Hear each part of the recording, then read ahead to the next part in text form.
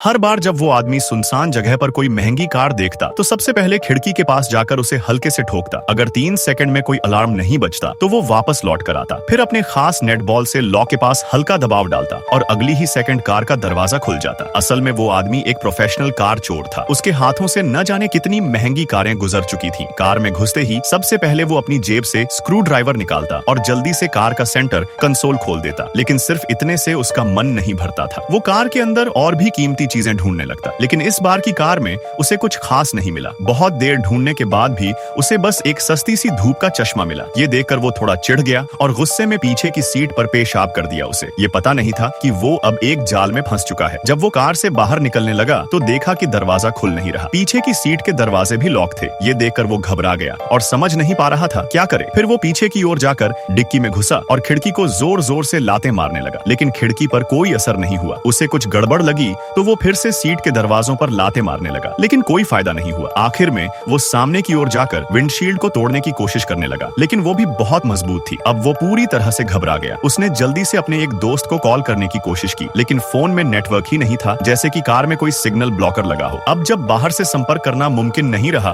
तो उसने खुद कुछ करने की सोची। फिर उसने सीट के नीचे से कुछ औजार निकाले और खिड़की तोड़ने की कोशिश करने लगा, लेकिन वो भी नाकाम रही। इसी दौरान एक गंजा आदमी सड़क से गुजरते हुए कार के पास आया। अंदर फंसा आदमी मदद के लिए चिल्लाने लगा, लेकिन उस कार की खिड़कियों पर ऐसा स्पेशल फिल्म चढ़ा था जिससे अंदर से तो बाहर दिखता था, लेकिन बाहर से अंदर नहीं दिखता था। और कार इतनी साउंड प्रूफ थी कि उसकी आवाज बाहर तक नहीं जा रही थी। गंजा आदमी चला गया और अब रात हो गई। आदमी अब भी बाहर निकलने का कोई तरीका नहीं ढूंढ पाया था। पूरा दिन बिना पानी के बीत चुका था तो उसने कार की खिड़की पर जमी पानी की बूंदें चाटनी शुरू कर दी और जैसे तैसे रात बिताई। अगली सुबह उसके दिमाग में एक आइडिया आया कि अगर वो सेंटर कंसोल को दोबारा जोड़ दे तो शायद कार का लॉक खुल जाए। उसने वैसा ही किया, लेकिन दरवाजा फिर भी नहीं खुला। उसी वक्त कंसोल पर अचानक एक कॉल आई। कॉल करने वाला कोई और नहीं बल्कि इस कार का मालिक था। अब उसे समझ आया कि मालिक ने कार में बदलाव करवाए थे ताकि चोरों को सबक सिखाया जा सके। जब उसने मदद की गुहार लगाई तो कार मालिक ने बिना कुछ कहे फोन काट दिया। फिर अचानक कार की एसी चालू हो गई और ठंडी हवा आने लगी। शुरू में तो उसने एसी का मजा लिया, लेकिन थोड़ी देर बाद जब ठंड और ज्यादा बढ़ने लगी तो उसे शक हुआ। उसने एसी बंद करने की कोशिश की, लेकिन वो बंद नहीं हो रही थी। अब उसे लगने लगा कि शायद मालिक उसे ठंड से मारने की सोच रहा है।